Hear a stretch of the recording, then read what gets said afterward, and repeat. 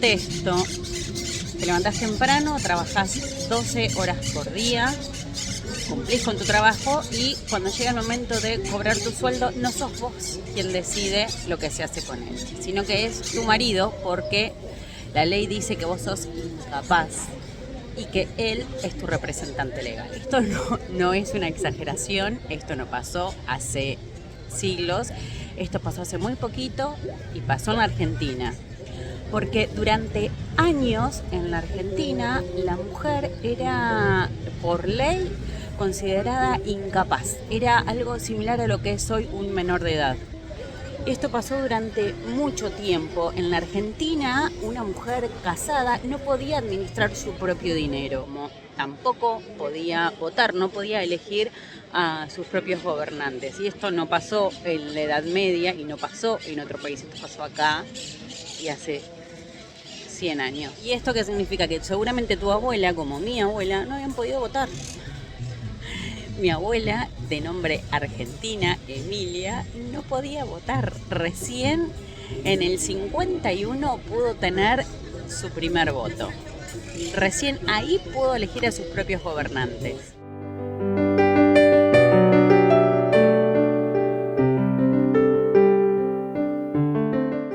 Para entender cómo llegamos a eso, tenemos que volver al año 1869, que fue el año en que se dictó el Código Civil argentino, que fue Dalmacio Vélez Arfiel quien lo escribió y encauzaba la vida legal del país. Esto también definía el lugar que ocupaban las mujeres. Por ejemplo, podían heredar bienes, pero no podían administrarlos. ¿Por qué? Porque jurídicamente se establecía que el marido era el jefe de la familia.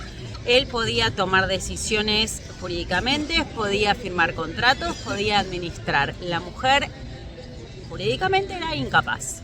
¿Por qué, mi ciela? Porque la mujer no podía tomar decisiones por sí misma. En teoría, el estado civil de una mujer era crucial, ya que su autonomía económica dependía de esto. Si era soltera o si era viuda, podía administrar sus bienes, podía firmar contratos. Pero acá está la paradoja de la mujer. Si se casaba, perdía absolutamente todos los derechos, volvía a ser una mujer incapaz. Pero acá está la paradoja de la mujer soltera, porque en teoría sí, pero en la práctica la realidad es que estaba muy mal visto. Entonces, socialmente estaba como penado y la mujer lo que debía era hacerse un costado, callarse la boca, y el hermano, el padre, el tío, el primo, un hombre allegado a ella, administrar sus bienes y fijarse que ella hiciera todo como correspondía. Porque en el siglo XIX la sociedad argentina todavía no estaba preparada para una mujer independiente, estaba vista con incomodidad, con desconfianza. Entre estas mujeres del siglo XIX que han enviudado y que han podido o no administrar sus propios bienes, hay una mujer muy importante de la que yo quiero hablar, que es una de las más ricas y más trágicas, pero eso lo vamos a hacer en otro episodio cuando hablemos del primer femicidio del país.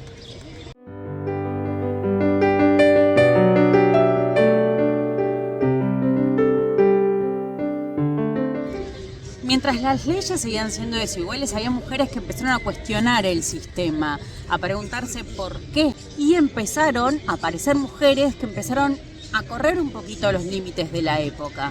Una de ellas fue Juana Manso, que en pleno siglo XIX cuestionó algo que para el día de hoy es algo muy normal, pero fue la igualdad educativa entre niños y niñas. Y mientras el país celebraba el centenario de la Revolución de Mayo, ocurrió algo extraordinario. En 1910, en Buenos Aires, se realizó el primer Congreso Feminista Internacional, donde Cecilia Grierson, la primera médica argentina, fue su presidenta. Uno de los primeros encuentros del mundo donde mujeres debatieron sobre educación, trabajo y derechos políticos. Entre las invitadas estuvo incluso la científica Marie Curie, es decir, que mientras muchas mujeres todavía no podían decidir sobre su propio dinero en Argentina, ya se estaba discutiendo el futuro de los derechos femeninos.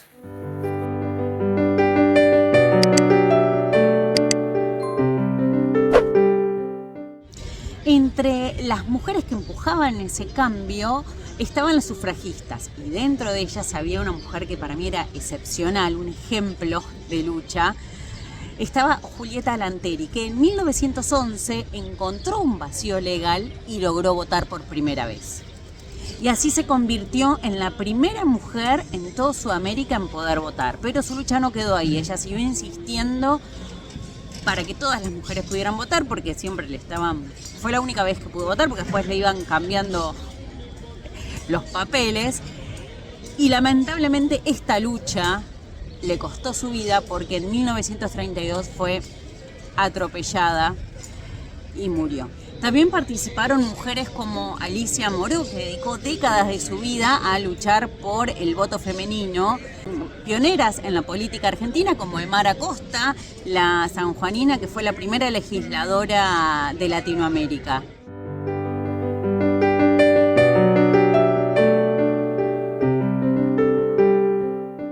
Y mientras estas hermosas mujeres luchaban por el derecho al voto, en el mismo tiempo se estaba gestando un nuevo cambio importante. El primero fue en 1869 con el Código Civil, donde decía que podíamos heredar, y el siguiente decía que podíamos, porque gracias a eso hoy podemos heredar, gente. Y el siguiente fue 50 y pico de años después, en 1926, con la ley 11.357, llamada o conocida como la Ley de los Derechos Civiles de la Mujer. Hay un dato importante acá que quiero resaltar, que es que a partir de esta ley las mujeres podían trabajar, ya venían trabajando, pero podían trabajar y podían administrar ese sueldo, cosa que antes no lo podían hacer, como se los había contado.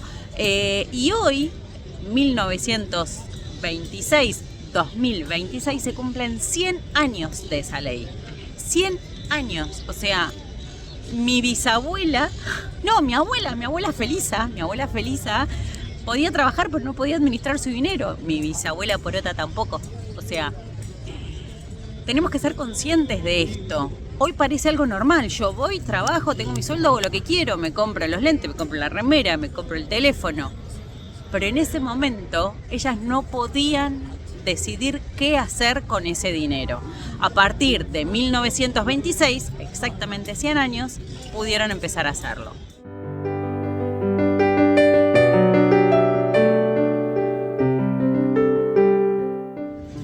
Pero todavía faltaba uno de los derechos más importantes. Por décadas las sufragistas batallaron para poder lograr el voto femenino. En 1951, más de 4 millones de mujeres votaron por primera vez en la democracia argentina.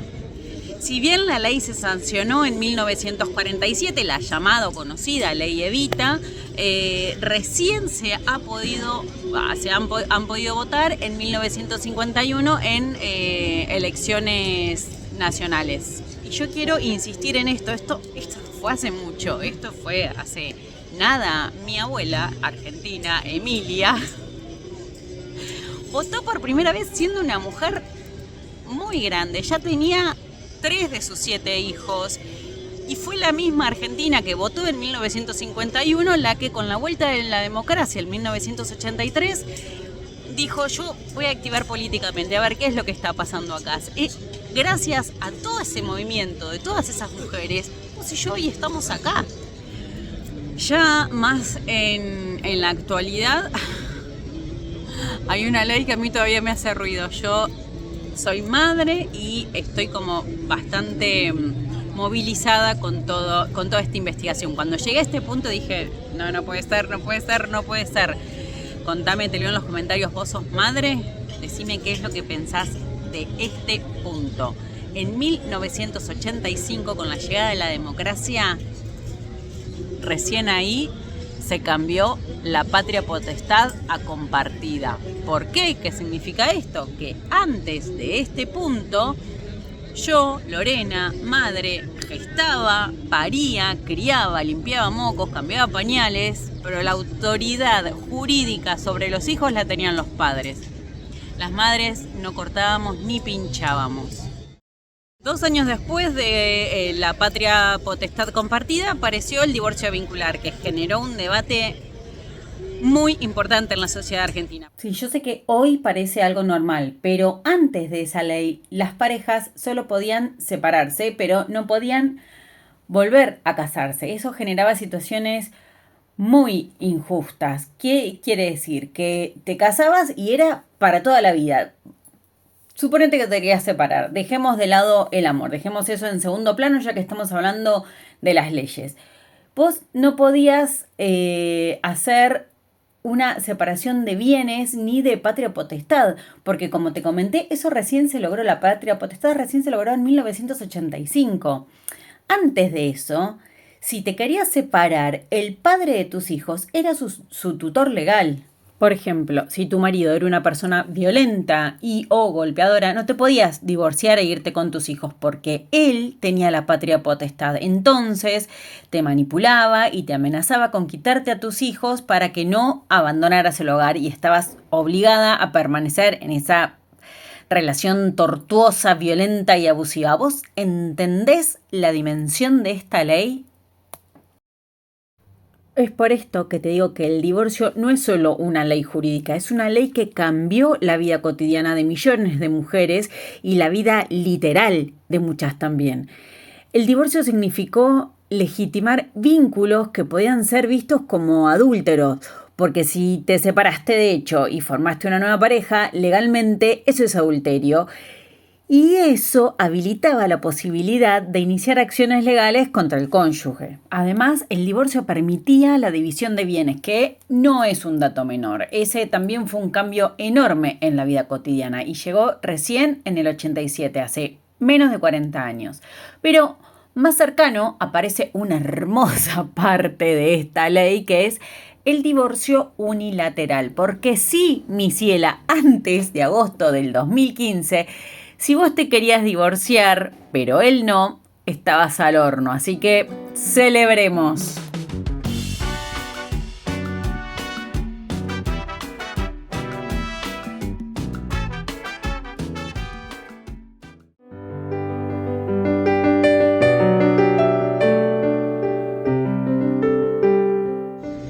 Los cambios continuaron y ya más en las décadas recientes están nuestras luchas y nuestras conquistas.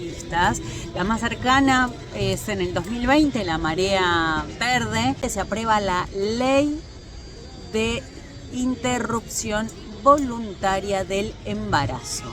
Eso fue un debate brutal en toda la Argentina. Quiero saber tu opinión, quiero que me dejes en los comentarios qué es lo que pensás sobre esto. Para mí sí es una lucha y una conquista muy reciente y por la que no tenemos que bajar los brazos, tenemos que seguir luchando por esto. Si no viste la película Belén, te la recomiendo, mírala. Yo la vi con mi hijo adolescente. ¿Es para mujeres? Sí, pero es para hombres. Tienen que verla la película con ellos. Es muy importante que ellos también sepan y vean por todo lo que pasamos, por todo lo que sufrimos, porque es nuestro cuerpo, bueno, y esa era mucha del debate. Todo esto surgió a través justamente de Belén, esta chica tucumana que tuvo una emergencia obstétrica y terminó 2 años presa por tener una emergencia obstétrica. Su abogada fue Soledad Dehesa y fue uno de los debates más conocidos en toda la Argentina, más cercano en el tiempo, y es uno de los ejemplos más firmes de lucha y conquista. Y dime según tú dónde están mis cámaras de gas. Tu ducha letal sorpresa después de un año de labor forzada. ¿Dónde está tu llanto por un pan? Ni te agarro a cachazos diario, ni te huele a muerte el calendario.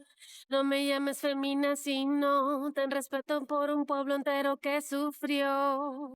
Si miramos la historia completa, hay algo que sorprende. La mayoría de estos derechos que hoy nos parecen totalmente normales tienen menos de 100 años. Esto no pasó en la Edad Media, no pasó en un país musulmán. Esto pasó en la Argentina hace menos de 100 años. Cuando miramos la historia entendemos algo muy importante. Los derechos de las mujeres no aparecieron de golpe. Fueron pequeñas conquistas, pequeñas luchas que fueron cambiando la vida cotidiana, tu vida cotidiana, mi vida cotidiana. Y la historia todavía no termina, quedan muchos derechos por conquistar. Por eso en este canal vamos a viajar para contarte la historia de las mujeres que empujaron esos cambios. Mujeres conocidas, mujeres desconocidas, mujeres olvidadas, mujeres que incomodaron. Porque hay algo que no tenemos que olvidar. Antes de nosotras hubo otras. Y gracias a ellas hoy estamos acá.